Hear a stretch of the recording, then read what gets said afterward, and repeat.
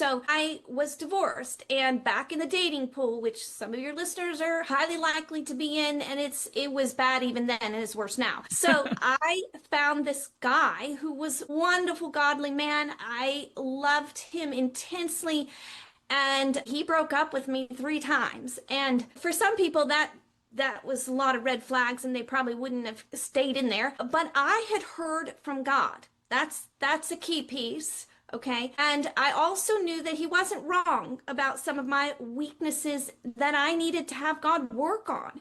And so when he went off and started dating his ideal woman in California, it broke my heart. And Mm-hmm. I was shattered. And I still had to see him every Sunday, which was almost impossible. But every day I went to work. I got on my knees early. I went early. I shut the door. I got on my knees. I prayed. I surrendered. I did not pray, Lord, give him to me, which is what a lot of people assumed. I surrendered the whole thing, all my will, all my ways, all my thoughts. I was like, it's yours. And then I received enough grace to get up and work for a little bit.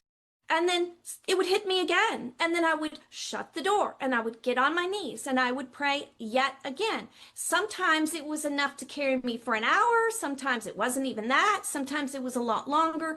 But the point is that all throughout, I got on my knees. I received what I needed. He carried me through as I went through. And then towards the end of it, it was several months, I felt a release to reach back out to him and just say, hey, we're friends. We see each other at church. I was just like, hi.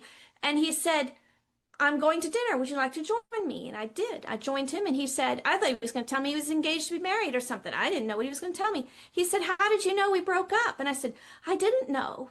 And so a few months later, we're married, and now 17 years later, happily married.